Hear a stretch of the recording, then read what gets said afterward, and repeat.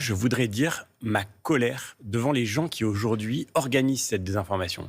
Je pense à des militants de l'écologie politique qui en fait militent pour la décroissance. Je pense à des influenceurs et parfois malheureusement, à des journalistes ou à des gens qui revendiquent ce métier-là et parfois même d'ailleurs, je dois le dire, qui sont liés au service public. Quand Hugo Clément, pardonnez-moi de le dire, mais il y a un moment où c'est révoltant d'entendre ces agents de désinformation nous expliquent que les députés auraient sciemment décidé d'empoisonner les Français, de rétablir un poison.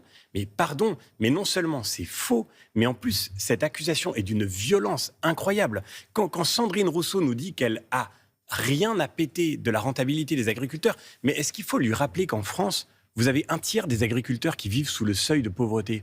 Est-ce qu'il faut lui rappeler que ceux qui nous font vivre, aujourd'hui, vivent dans une telle difficulté? Que vous avez tous les jours, malheureusement, des agriculteurs qui se donnent la mort en France. C'est ça que Sandrine Rousseau défend. Et la vérité, c'est que tous ces gens-là, Hugo Clément, Sandrine Rousseau, tous ceux qui mènent aujourd'hui cette campagne-là, ils la mènent au profit de l'alimentation que nous importons maintenant d'en dehors d'Europe et qui, elle, pour le coup, détruit la santé. La demande populaire que je comprends, que je partage et pour laquelle nous combattons avec les agriculteurs français, c'est de protéger la santé de nos enfants, la santé de nos petits-enfants. Sur la table de leur petit déjeuner ce matin, ils auront, pour une grande partie aujourd'hui, des produits qui sont désormais importés parce que nous ne les produisons plus. Moi, je préfère...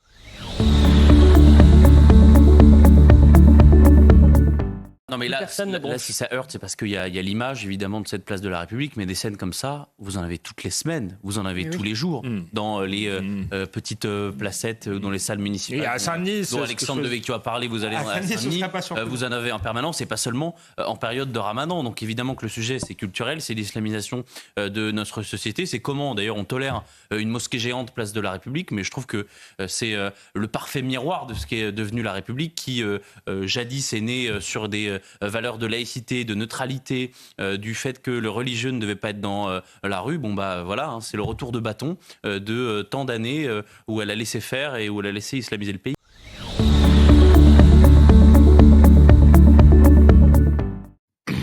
Ce qui m'amuse, c'est que par exemple, Alain Souchon l'est signé. Avec ses fils, ouais. Alors que il était pourtant le premier donneur de leçons aux bourgeois, avec sa fameuse chanson Mais comprenez-moi, sous mes persiennes, etc. etc.